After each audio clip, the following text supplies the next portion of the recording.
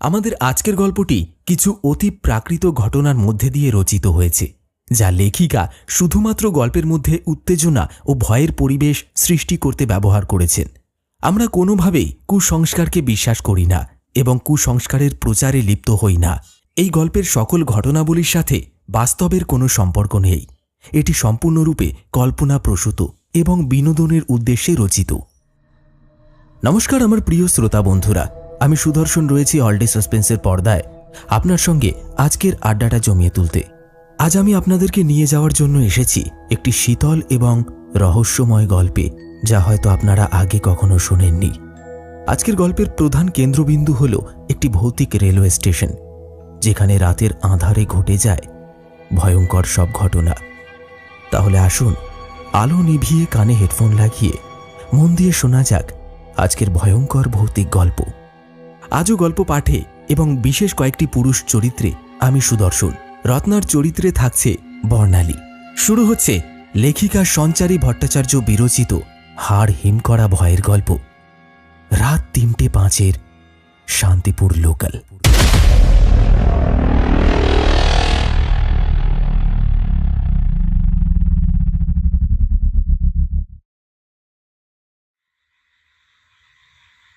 এই সমীরণ, ওই বাড়িটা এত সস্তায় কি করে পেয়ে গেলে গো? সমীরণ তার সদ্য বিবাহিতা স্ত্রীকে উদ্দেশ্য করে বলল, জানি না রত্না, এক দালালের কাছ থেকে খবরটা পেয়ে গেলাম আর বাড়িটা দেখতে চলে গেলাম।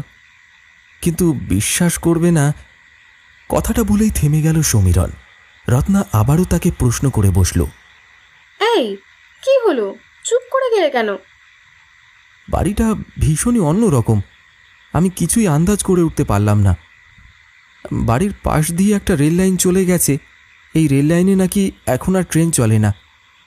রত্না হাঁ করে কিছুক্ষণ সমীরণের মুখের দিকে তাকিয়ে রইল, তারপরে তাকে উদ্দেশ্য করে বলল, মানে রেল লাইনটা কি তার মানে অকেজো হয়ে পড়ে আছে? আচ্ছা একটা কথা বলো তো আমাকে, ওই রেল লাইনের আশেপাশে কি কোথাও কোনো স্টেশন আছে? স্টেশন আছে কিনা জানি না, কিন্তু একটা পরিত্যক্ত রেল লাইন নজরে পড়ল। জায়গাটা সম্পূর্ণ ঝোপ আর জঙ্গলে ভরে গেছে। আমি ওই দালালকে এই ব্যাপারে কয়েকটা কথা জিজ্ঞাসাও করেছিলাম, কিন্তু সে বিশেষ কিছু বলল না। শুধু বলল সামনেই একটা স্টেশন ছিল, কিন্তু বহুকাল আগে সেটা বন্ধ হয়ে গেছে। ওইদিকে নাকি আর কেউ যায় না, আর যাতায়াত বন্ধ হয়ে যাওয়ার কারণে এদিকটায় কেউ আসে না। তবে এখান থেকে নাকি মাইল ১৫ দূরে এই লাইনটা শান্তিপুর স্টেশনে গিয়ে মিশেছে। তবে লাইনটা এখন একেবারেই অকেজো বলা চলে। তাহলে আবার চিন্তার কি আছে? এরকম তো অনেক জায়গাতেই আছে। কত জায়গা এরকমভাবে পরিত্যক্ত অবস্থায় পড়ে রয়েছে, সেসবের দিকে কারোর কোনো হদিশই নেই। তার মানে একটা জিনিসের বিষয়ে আমি একেবারেই নিশ্চিত, যে জায়গাটা বড্ড নির্জন। কি গো, তাই না? সমীরণ অজান্তেই চুপ করে রইল। বারংবার যেন ওই লাইনের চিত্রটা তার চোখের সামনে ভাসতে শুরু করল। সে বিড়বিড় করে কিছু একটা বলতে লাগল, কিন্তু কিছু তো একটা আছেই ওই জায়গায়, যেটা আমাকে বারে বারে সেদিকে আকর্ষণ করেই চলেছে। কিন্তু কি সেটা? আমি তো কিছুই আন্দাজ করতে পারছি না। কি সেটা হতে পারে? সমীরণ দাঁড়িয়ে দাঁড়িয়ে ঘামতে শুরু করল। ওর চোখ মুখের ভঙ্গি হঠাৎ করে বদলে যেতে শুরু করল। ও কোনো কিছুরই কারণ খুঁজে বার করতে পারল না। সমীরণের চেহারার মধ্যে এমন আমূল পরিবর্তন দেখে চমকে উঠল রত্না। তারপর বলল, আরে হলোটা কি তোমার? এরকম করে ঘামতে শুরু করলে কেন হঠাৎ? এতক্ষণ তো পুরোপুরি স্বাভাবিক ছিলে, তাহলে এখন কি নিয়ে ভয় পাচ্ছ গো? কি গো, কি নিয়ে অত ভয় পাচ্ছ? কথাগুলো বলা শেষ করে সমীরণকে সজোরে ঝাঁকুনি দিল রত্না। সাথে সাথেই তার সম্বিত ফিরে এলো। সে হাঁ করে কিছুক্ষণ রত্নার মুখের দিকে তাকিয়ে রইল, তারপরে বলল, না গো, জানি না কেন মনে হচ্ছে ওই লাইন দিয়ে আজও ট্রেন চলাচল করে। আর এটা কেবল আমার মনের ভুল হতে পারে না। আমি যেন স্পষ্ট দেখতে পাচ্ছি সেই ট্রেনটাকে। কেবল দেখতে পাচ্ছি বললে ভুল হবে, আমি যেন ওই ট্রেনের হুইসেলের শব্দটাও শুনতে পাচ্ছি। সেটি যেন ধীরে ধীরে আমার দিকে ধেয়ে আসছে। তুমি তুমি কিছু শুনতে পাচ্ছ রত্না? কি গো, বলো বলো, কিছু শুনতে পাচ্ছ? তোমার মাথাটা কি একেবারেই গেছে সমীরণ? যাক, ছাড়ো এসব বেয়াদপি, এখন এগোনো যাক। এরপর কোন দিন হয়তো শুনবো ওই ট্রেনে তুমিই সফর করছো। যত সব বুঝরুকি। এই জন্যই বলি, রাতের বেলা এত ওয়ার্কলোড না নিয়ে একটুখানি শান্তিতে ঘুমো। কতদিন আমাদের মধ্যে কিছু হয় না, সে খেয়াল আছে তোমার? পাশে এরকম একজন সুন্দরী একটা বউ থাকতে তুমি কিনা ল্যাপটপের মধ্যে মুখ গুঁজে পড়ে থাকো। ছাড়ো তো, এই কারণেই তোমার সাথে আমার কথা বলতে একদম ইচ্ছে করে না। সবসময় খালি কাজ আর কাজ। রত্না কথাগুলি বলে চলেছিল ঠিকই, কিন্তু সমীরণের সেদিকে কোনো ভ্রুক্ষেপই নেই। সে আপন মনে বিড়বিড় করেই চলল। ট্রেনের কথাটির উল্লেখের সাথে সাথেই যেন মনে হলো সেও ওই ট্রেনের মধ্যেই বসে সফর করছে। এগিয়ে চলেছে ট্রেনটা, আর তারপরেই একটা সাদা আলোর ঝলক ওর চোখের সামনেটাকে একেবারে ঢেকে ফেলল। প্রতিবার এমনটাই ঘটে আসছে। কি কারণে, কেন, কিসের থেকে এমন বিপত্তি, এ বিষয়টি সে জানে না, জানতেও পারে না। কি বলবে তাকে? কে? রত্না, রত্না, তুমি আমাকে ভুল বুঝছো। বিশ্বাস করো, ওই ট্রেনটার সাথে আমার কিছু না কিছু একটা যোগ রয়েছেই। আমার মন বলছে। রত্না বিরক্ত হয়ে বলে উঠল, উফ, স্টপ ইট সমীরণ। সব বিষয় নিয়ে না আমার এত মশকরা ভালো লাগে না, একেবারেই আমার ভালো লাগছে না। কালকেই তো নতুন বাড়িটায় আমাদেরকে শিফট করতে হবে। আমি না একটু শান্তি চাইছি। সারা জীবন তো এভাবে রেন্টে থেকেই কাটিয়ে দিলাম, কোথাও দুদণ্ড একটু শান্তি মেলেনি। এই প্রথমবার একটা বড় বাড়ি কিনছো, যাও বা একটা কিনেছো, সেটাও একটা শ্মশানের মতন। কোনো দিকে কেউ নেই, না একটা লোকজন আছে আশেপাশে, একটা ভুতুড়ে বাড়ি বলে মনে হচ্ছে। উফ, কি যে বিরক্তিকর, কে জানে কবে যে এসবের থেকে আমি মুক্তি পাবো ভগবানই জানে। তোমার সাথে না আমার এই বিষয়ে কথা বাড়াতে একদম ভালো লাগছে না। যা হবে হোক, পরে দেখা যাবে। সমীরণ আর কথা বাড়ালো না। সে জানত তার মনের মধ্যে চলতে থাকা সন্দেহটা কেবলই কোনো সন্দেহ নয়, এর সাথে জড়িত রয়েছে মস্ত কোনো অতীত। কিন্তু রত্নার সামনে মুখ খুললেও যে বিশেষ লাভ হবে না, এই বিষয়টিও সে আন্দাজ করতে পেরেছে।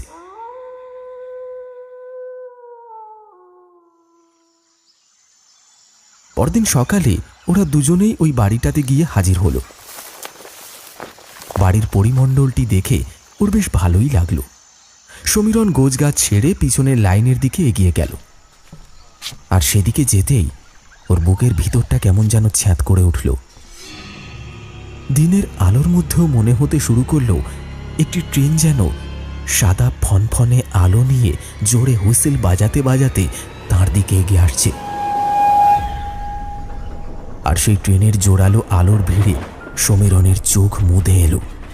এসব দৃশ্য দেখতে দেখতে কখন যে সে ওই লাইনের উপর এসে উঠে দাঁড়িয়েছে তার হুঁশই নেই। সে দেখল ওই ট্রেনটি তার দিকে এগিয়ে আসছে। সে ভয়েতে জোরে জোরে চিৎকার করতে শুরু করলো, রত্না, রত্না, বাঁচাও আমাকে, বাঁচাও! ওই ট্রেনটা এক্ষুনি আমাকে পিষে দিয়ে চলে যাবে। রত্না, শুনতে পাচ্ছ কি তুমি আমাকে? রত্না, রত্না! সমীরণের মুখে চিৎকারের শব্দ শুনতেই রত্না সেদিকে দৌড়ে ধাবিত হয়ে আসতে শুরু করলো। সে দেখল সমীরণ চোখের উপরে হাত রেখে চিৎকার করে চলেছে, অথচ তার সামনে সাজানো রয়েছে কিছু ঝোপঝাড় আর জঙ্গল। নিস্তব্ধ পরিবেশে দাঁড়িয়ে সমীরণকে ওইভাবে চিৎকার করতে দেখে রত্না আরো রেগে গেল। সে দৌড়ে এসে সমীরণকে আবারও একবার ঝাঁকুনি দিয়ে বলল, কি হচ্ছে বলো তো সমীরণ? আমার না বিশ্বাস করার একদম ভালো লাগছে না। সবকিছুর একটা লিমিট আছে। তোমার মাথাটা কি পুরো খারাপ হয়ে গেল? সেটা আমাকে আগেই বলতে পারতে, তাহলে না আমি অ্যাটলিস্ট তোমাকে বিয়ে করতাম না। বিয়ের পর থেকে একদিনের জন্য আমি শান্তি পেয়েছি। এই 6টা মাসের মধ্যে কেবল তোমার সঙ্গে চরকির মতন ঘুরেই চলেছি, এক জায়গা থেকে আরেক জায়গায়। জায়গার অদল বদল হলেই সব কিছু কেমন একটা হয়ে যায়। এরকমভাবে ভেবো না তুমি, আমি আর পারছি না। আবেগী জল গড়িয়ে পড়তে শুরু করলো, কিন্তু সমীরণের আচরণের মধ্যে কোনো পরিবর্তন লক্ষ্য করা গেল না। সে আরো কিছুক্ষণ ওইভাবেই চোখ বন্ধ করে দাঁড়িয়ে থাকার পরে রত্নার দিকে তাকালো। রত্নাকে অমনভাবে ভেঙে পড়তে দেখে সেও ভেঙে পড়ল। এরপরে তাকে বুকে টেনে নিয়ে বলল, রত্না, রত্না, বিশ্বাস করো, আমি আমি কিছু ইচ্ছে করে করছি না রত্না। চোখের সামনে দেখতে পাচ্ছি বলেই এত ভয় পাচ্ছি। এই সব কিছু এমন মিথ্যে হতে পারে না। তুমি নিজেও তো বিশ্বাস করো, বলো। ভূত প্রেতে তোমারও তো যথেষ্ট বিশ্বাস রয়েছে। এখনো কি মনে হয় আমি তোমাকে মিথ্যে কথা বলছি? রত্না সমীরনের একটি প্রশ্নেরও কোনো সদুত্তর দিল না। এরপরে সে ধীরে ধীরে তাকে সঙ্গে নিয়ে বাড়িতে ফিরে এলো। সেদিন রত্না সমীরনের সাথে সেভাবে কথাও বলতে পারল না। একাকিত্ব তাকে যেন গিলে খেতে আসছিল। বিয়ের পরেও যদি কোনো মেয়েকে একা থাকার অনুভূতি বারে বারে গ্রাস করতে থাকে, তাহলে তার মনের অবস্থা কেমন হতে পারে? বারংবার যদি এমনটাই মনে হতে থাকে যে সে উচ্ছিষ্ট, তাহলেই বা কেমন মনে হতে থাকে? এই দুয়ের মধ্যে যেন কোনো মিলই ছিল না। রাত হয়ে গেল। হঠাৎ করে আবহাওয়া পরিবর্তিত হতে শুরু করল। জোরে জোরে মেঘের গর্জন শোনা যেতে লাগল। সারাদিনের এই ধকলের পরে রত্না ঘুমিয়ে পড়ল। কিন্তু সমীরন বেশ কিছুক্ষণ পায়চারি করতে করতে টেবিলের ল্যাপটপটা খুলে বসল। তারপরে ডিপ্রেশনের একটি ওয়েবসাইট খুলে সেখানে বর্ণিত কারণগুলো মনে মনে আওড়াতে শুরু করল। এভাবে ঘড়ির কাঁটাটা এগোতে এগোতে কখন যে 3টে পেরিয়ে গিয়েছে তার হুঁশ নেই। ঠিক 3:05 সময় একটি ট্রেনের হুইসেলের শব্দ শুনতে পেল সে। আরে আরে, আবারও সেই শব্দ! কিভাবে সম্ভব? আমি সকালবেলাও তো এরকমটাই শুনতে পেয়েছিলাম, কিন্তু এখন যেন মনে হচ্ছে বিষয়টা আরো জীবন্ত। ওই যে লাইন ধরে ট্রেন এগিয়ে আসছে, আর সেই ট্রেনের ঝাঁকুনির প্রভাবটা এই পর্যন্ত ধেয়ে আসছে। আমি তো পরিষ্কার কানে শুনতে পাচ্ছি। হ্যাঁ, আসছে। দিব্যি সেটা ধেয়ে আসছে এই দিকে। এই তো আমার বাড়ির জমিটাও যে কাঁপছে। না না না, আমি এভাবে এখানে বসে থাকতে পারি না। আমিও যে ট্রেনেই সফর করছি। আমাকে এখন যেতে হবে। লাবণী যে আমার জন্য ওই সামনের স্টেশনে দাঁড়িয়ে অপেক্ষা করছে। ওর সাথে দেখা করে আজকে মনের কথা ওকে সব বলে দিতেই হবে। এত কাল ধরে যা ছিল সবটাই মনের মধ্যে চেপে রেখেছিলাম। কোনো অনুভূতির কথাই তাকে আমি জানাতে পারিনি, জানতে দিইনি। কিন্তু এখন আর না, আজকে আমাকে ওকে সবটা খুলে বলতেই হবে। লাবণী, আমি আসছি তোমার কাছে। লাবণী, আমি আসছি। এই বলেই ওই ঝড় বৃষ্টির মধ্যে বাড়ি থেকে বেরিয়ে গেল সমীরন। পাগলের মতো ওই লাইনের ধার ধরে এগোতে শুরু করলো। ছুটেই চলল সে। সজোরে দরজাটা খোলার শব্দে রত্নার ঘুমটা ভেঙে গিয়েছে। ততক্ষণে সে হঠাৎ করে উঠে দেখল ঘরের মধ্যে কেউ নেই। সমীরন দরজা দিয়ে বেরিয়ে আবারও যেন পাগলের মতন সেই দিকে ছুটে চলেছে। আর সেটা রত্না আন্দাজ করতে পারল ওর মুখ থেকে ভেসে আসা চিৎকারের শব্দ শুনে। লাবণী, দাঁড়াও! লাবণী আবার কে? উফ বাবা, এবার যা দেখছি এই সমীরনকে মনে হয় পাগলা গারদে দিতে হবে। দিনের বেলা যাও বা ঠিক ছিল, এখন তো গভীর রাত। এই সময়ও কেউ পাগলের মতন এভাবে এখান থেকে বেরিয়ে যেতে পারে? কোনোদিনও না। কি যে করি! না, ওর পেছনে একবার ধাওয়া করতে হবে, না হলে কি যে আবার বিপদ ঘটিয়ে বসবে কে জানে।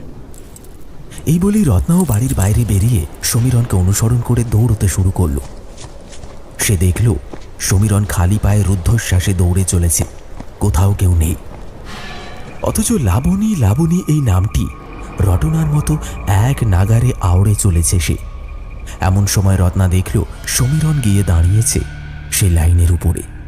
আর দূর থেকে একটু হলুদ রঙের আলো এসে পড়েছে সমীরনের গায়ের উপরে। সমীরন আরো জোরে চিৎকার করতে করতে বলছে, আমি তো ট্রেনের ভিতরেই রয়েছি। তাহলে আমি কিভাবে ট্রেনটাকে দেখতে পাচ্ছি? ওই দেখো রান্না, ট্রেনের হুইসেলের শব্দটা শুনতে পাচ্ছ? তুমি পাচ্ছ? কেন পাচ্ছ না? এবারে যে একটা চরম দুর্ঘটনা ঘটবে। আরে বাবা, সবকিছু শেষ হয়ে যাবে যে। আমাকে যে লাবণীকে যে করেই হোক জানাতে হবে। আমি যে ওকে ভালোবাসি, আমি ওকে ভালোবাসি রত্না। এবারে যদি আমি ওকে বলতে না পারি, আর কোনোদিনও পারবো না। পারতে আমাকে হবেই। বেশ বেশ, আজকে আমি ট্রেনের আগেই তার কাছে পৌঁছবো। এই বলেই সমীরণ সেই লাইনটা ধরে পরিত্যক্ত স্টেশনের দিকে এগিয়ে যেতে থাকে। রত্না সামনের দিকে তাকিয়ে দেখে রাস্তার একটা ভাঙা আলোর বেশ কিছুটা অংশ এসে পড়েছে ওই লাইনের উপরে, আর সেটি রিফ্লেক্ট করে এসে পড়েছে সমীরণের শরীরের উপরে। গোটা ক্ষেত্রটিকে আলোকিত করে রেখেছে সেটি, আর সেই হলুদ রঙের আলোটিকেই ট্রেনের হেডলাইটের আলো ভেবে রুদ্ধশ্বাসে দৌড়ে চলেছে সে। রত্না জোরে জোরে চিৎকার করেই চলল, সমীরণ, সমীরণ দাঁড়াও, আমার কথাটা শোনো সমীরণ দাঁড়াও। কিন্তু সমীরণ তার কোনো কথাতেই কান দেওয়ার বিন্দুমাত্র প্রয়োজন অনুভব করল না। সে চিৎকার করে বলেই চলল, ওই যে আসছে, ধেয়ে আসছে ট্রেনটা। ট্রেনের হলুদ ওই আলোটা আরো কাছে এসে গেছে। না না না না না না, হুইসেল মেরো না, আমার কষ্ট হচ্ছে। ওখানে একটা প্লেট মিসিং রয়েছে। ওই প্লেটের মিসিং থাকার কারণেই তো ট্রেনটা ডিসব্যালেন্স হয়ে গিয়েছিল, উল্টে পড়ে গিয়েছিল। উফ, রক্ত রক্ত, কত রক্ত! সারা শরীরে রক্ত লেগেছিল, শিরা ফেটে বেরিয়ে আসছিল রক্ত। কিন্তু কিন্তু ওই রক্তের মাঝে লুকিয়ে থাকা চোখ দুটো হাঁ করে চেয়েছিল লাবণীর দিকে। লাবণীর এত কাছে এসেও আমি তাকে বলতে পারলাম না। কিন্তু না, আজকে আমাকে বলতেই হবে। আমি তোমাকে ভালোবাসি লাবণী, আমি তোমাকে ভালোবাসি। সমীরণ এই কথাগুলি বলতে বলতে স্টেশনে এসে পৌঁছল। রত্নাও তার পিছনে ভবঘুরের মতো দৌড়তে দৌড়তে ওইখানেই এসে উপস্থিত হয়ে দেখল সেখানে সত্যি একটি স্টেশন রয়েছে, কিন্তু সেই জায়গাটিও ঘুটঘুটে অন্ধকার। দূরে রাস্তার আলোর সামান্য ঝলক স্টেশনের অন্ধকারে আচ্ছন্ন হয়ে পড়ে থাকা ওই স্থানগুলিকে বেশ কিছুটা স্পষ্ট করে তুলেছিল মাত্র। সেই আলোটিকে লক্ষ্য করেই সমীরণ এক নাগারে সমস্ত ইতিবৃত্তটিকে আউড়ে চলেছিল। লাবণী দেখো, আমি আজকে এসেছি। আমার সারা শরীরে রক্ত, তবু আমি এসেছি। ওরা সবাই ওই ট্রেনের কামরার মধ্যে মরে পড়ে রয়েছে। আমি তবুও এসেছি। আমি এসেছি তোমার কাছে। দেখো, আমি এসেছি তোমার কাছে। দেখতে পাচ্ছ, আমি এসেছি। রত্না লক্ষ্য করল সমীরণ অন্ধকারের মধ্যে এগিয়ে চলেছে, অথচ তার সামনে কেউ নেই, কেউ না। সমীরণ আমার কথাটা শোনো, লক্ষ্মীটি আমার, এখানে কেউ নেই। দেখো, তুমি কি এখনো বুঝতে পারছো না যে এখানে কেউ নেই? তুমি খামোখা দুশ্চিন্তা করছো। সব কিছু ঠিক আছে, আমি বলছি শোনো, সব কিছু ঠিক আছে। এসব তোমার মনের মধ্যে ঘটছে মাত্র। সামনে কিচ্ছু নেই, কোথাও কেউ নেই। আমার কথাটা একটু বিশ্বাস করো, দয়া করে আমার কথাগুলো শোনো একটু। ঈশ্বর, আমি এই পাগলা ঘোড়াকে এবার কি করে সামলাবো? আমি কি আর পারি এর গায়ের জোরের সাথে সামলাতে? ও সমীরণ, লক্ষ্মীটি আমার, শোনো সমীরণ রত্নার কোনো কথাই শুনল না। সে সামনের দিকে এগোতে এগোতে হঠাৎ একটি গাছের গুঁড়ির সাথে ধাক্কা খেয়ে মাটিতে পড়ে গেল। মাটিতে পড়ার সাথে সাথেই ওর শরীরটা ঠক ঠক করে কাঁপতে শুরু করলো, আর সেই সঙ্গে মুখ থেকে বেরিয়ে আসতে লাগলো সাদা গ্যাঁজার মতো কুণ্ডলি। এই দৃশ্য দেখে রত্নার মুখ দিয়ে কোনো কথা সরল না, সেও ঠক ঠক করে কাঁপতে লাগলো। সমীরণ, না, এটা কিছুতেই হতে পারে না। সমীরণ, আমার কথাটা শোনো। সমীরণ, আমার দিকে একবার তাকাও। সমীরণ, একবার তাকাও আমার দিকে। সমীরণের জ্ঞান ফিরে এলো না। সমীরণকে ধরে ধরে বাড়িতে নিয়ে যাওয়াটা রত্নার পক্ষে সম্ভব ছিল না, তাই সে সারাটা রাত তাকে নিয়ে ওই স্টেশনেই বসে রইল। গাছের গুঁড়িতে হেলান দিয়ে বসে রইল সে। সমীরণের মাথাটা তার কোলের উপরে। সে সমীরণের মাথায় হাত বোলাতে বোলাতে ভিজে শরীরে ওইখানেই বসে রইল।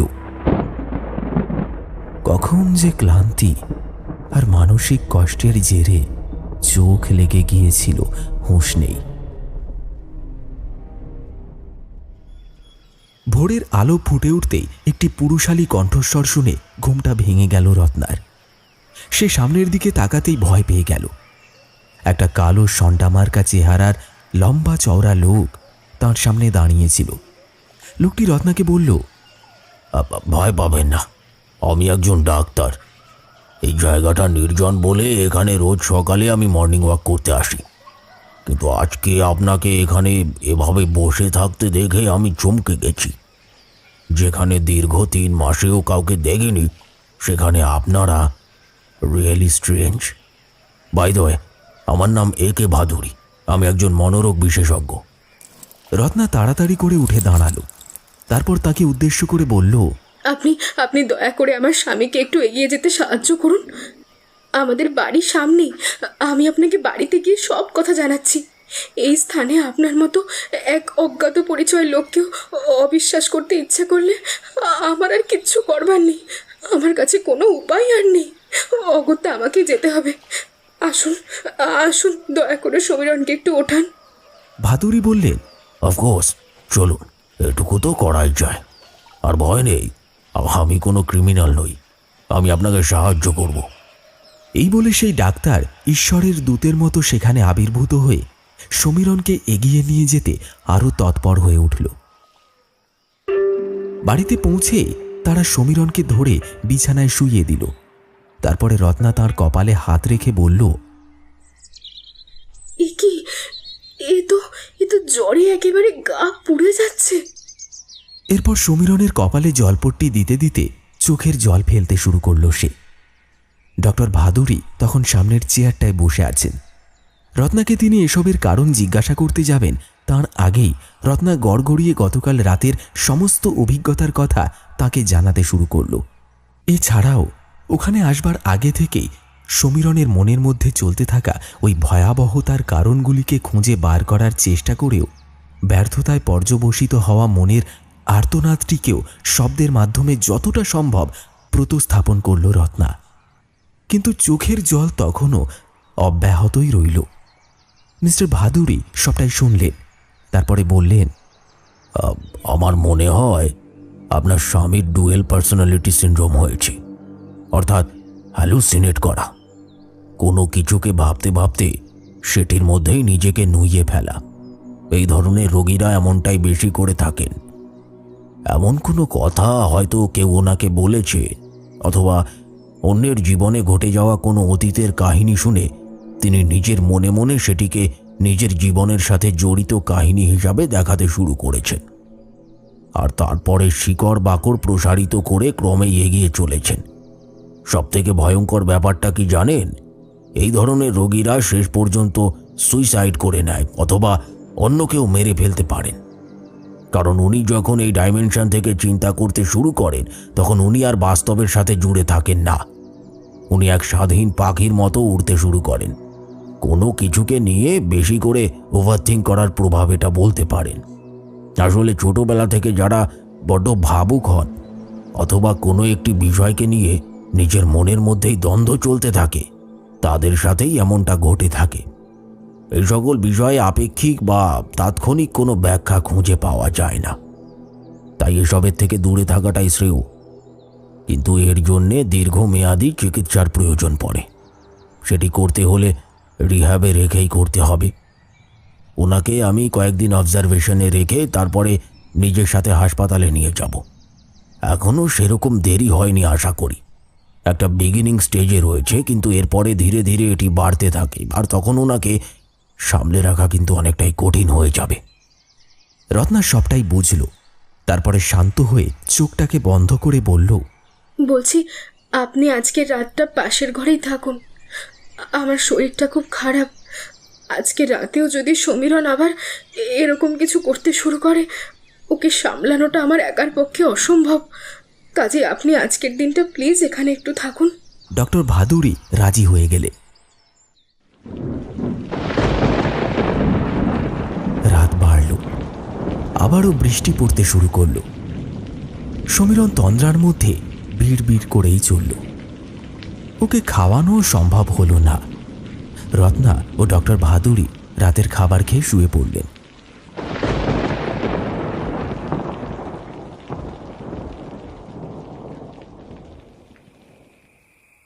ঘড়ির কাঁটা ঠিক রাত 3টের কাছে আসতেই মিস্টার ভাদুড়ির ঘুমটা হঠাৎ করেই ভেঙে গেল। তিনি বিছানা ছেড়ে উঠে পড়লেন আর দেখলেন সমীরণ ঘরের সদর দরজাখানা খুলে বাইরে বেরোচ্ছে। দৃশ্যটা দেখবার সাথে সাথে তিনি তরাক করে খাট থেকে নেমে পড়লেন। তারপর চপ্পলখানা নিজের পায়ে গলিয়ে তাকে অনুসরণ করতে লাগলেন। না না, রত্নাকে ডাকবার প্রয়োজন নেই। উনি এসবের মানেটা ঠিক আন্দাজ করতেও পারবেন না। আমাকেই ব্যাপারটা খতিয়ে দেখতে হবে। এই বলেই ডক্টর ভাদুড়ি সমীরণের পিছু করতে শুরু করলেন। তিনি দেখলেন ঘড়িতে তখন ঠিক 3:05 বাজে। এমন সময় রাস্তার হলুদ রঙের আলোটা সমীরণের গায়ে এসে পড়ল, আর সমীরণ সাথে সাথে চিৎকার করতে শুরু করল। না না না, আজকে আমাকে লাবণীর কাছে যেতেই হবে, তাকে বলতেই হবে। আবার আসছে ট্রেনটা, আবারও আসছে ধেয়ে আমার দিকে। এবারে যে এই প্লেটটা সরে যাবে, আর সাথে সাথে ওই ট্রেন এখান থেকে সরে পড়বে। আগুন ধরে যাবে কামরায়, মারা যাব, আমি মারা যাব। না না না, কিছুতেই না, আজকে যে আমাকে বলতেই হবে। লাবণী, লাবণী, আমি আসছি তোমার কাছে, আমি আসছি লাবণী। এমন সময় ডক্টর ভাদুড়ি ইচ্ছে করেই সমীরণকে উদ্দেশ্য করে বললেন, তুমি তো বেঁচে নেই, তাহলে তুমি কার কাছে যাওয়ার জন্য এত পাগল হচ্ছ সমীরণ? তোমার সাথে যা ঘটেছে সে তো আগের জন্মে, এই জন্মের সাথে এই ঘটনার কোনো সম্পর্ক নেই। ডক্টর ভাদুড়ির কথাটা শেষ হওয়ার সাথে সাথেই আকাশে বাজ সজোরে গর্জন করে উঠল।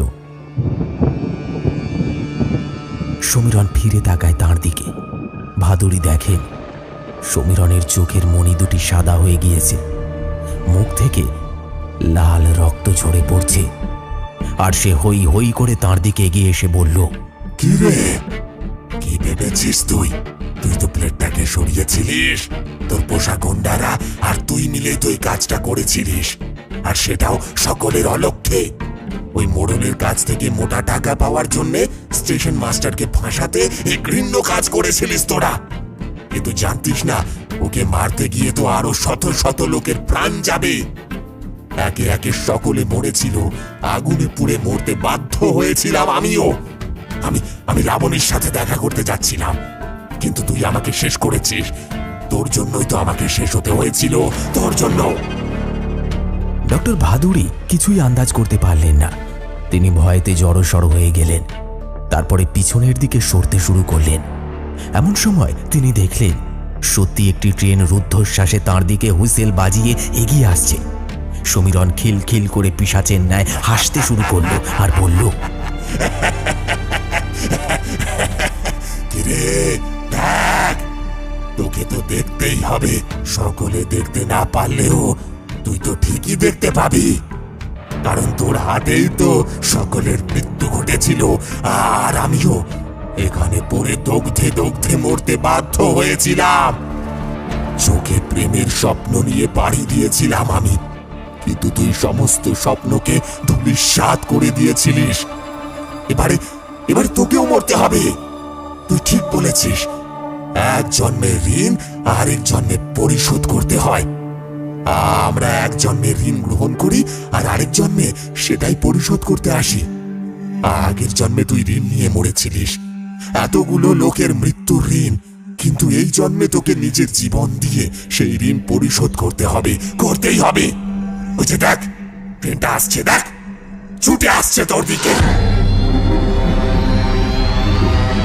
তুই পালাতেও পারবি না, তুই পালাতে পারবি না। ওর থেকে ধেয়ে আসা ওই হাওয়া তোকে নিজের দিকে আকর্ষণ করে নেবে।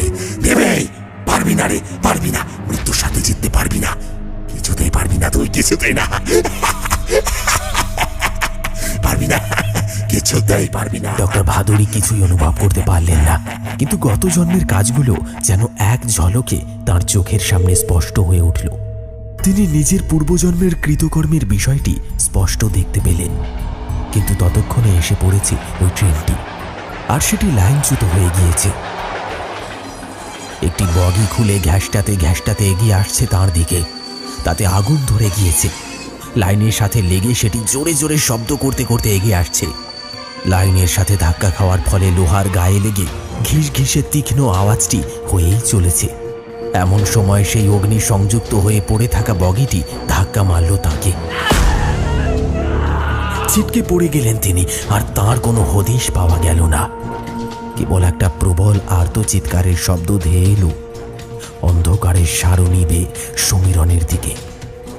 সমীরণ চোখ বন্ধ করে বলল, লাবণী, আমি তোমাকে বলতে না পারলেও তোমার আর আমার মধ্যে বিভেদ সৃষ্টি করা এই ক্ষেত্রটিকে চিরকালের জন্য আমাদের মধ্যে থেকে দূরে সরিয়ে দিয়েছি।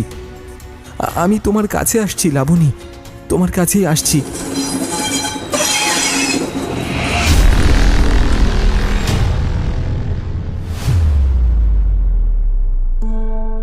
সমীরণের নিথর দেহটা পড়ে রইল ওই লাইনের উপরেই।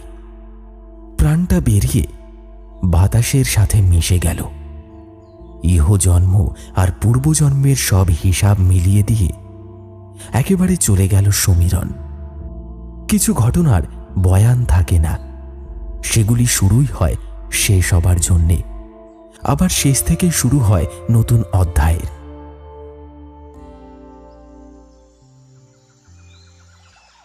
পরদিন ভোর হতেই রত্না হন্তদন্ত হয়ে এসে হাজির হলো সেই স্থানে।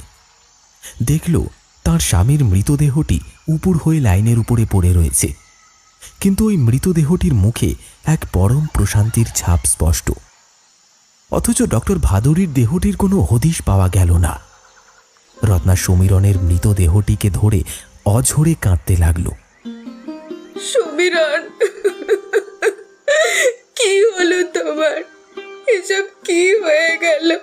আমি তো কিছু বুঝতে পারলাম না। কোনো হিসেব মেলালে তুমি? কি ঘটলো? ডক্টর ভাদুরী কোথায়? আপনি কোথায়? কেউ কি আছো এখানে? সব কিছু যে শেষ হয়ে গেল, আমার সব শেষ হয়ে গেল, আমার সব শেষ হয়ে গেল। সেদিন রত্না সবকিছুকে হারিয়ে ফেলেছিল ঠিকই, কিন্তু সমীরণ সবকিছুকে ফিরে পেয়েছিল। এত কাল ধরে তার শরীরের ভিতরে গুমড়ে ওঠা আত্মাটি যাকে খুঁজে পেতে চাইছিল, সেই লাবণীর হাত ধরেই পরম সুখে স্বর্গের দিকে এগিয়ে যাচ্ছিল সমীরণ।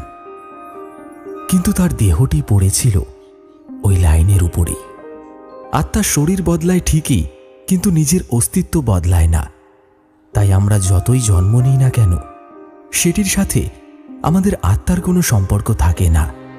সে যে জন্মে যে কাজের জন্য অধরা বা অসম্পূর্ণ অবস্থায় রেখে চলে আসতে বাধ্য হয়, সেই কর্ম পূর্ণ না হওয়া পর্যন্ত সে হাজার শরীর বদলালেও তার উদ্দেশ্য এবং লক্ষ্য একটাই থাকে, হারানো জিনিসকে ফিরে পাওয়ার আকাঙ্ক্ষা।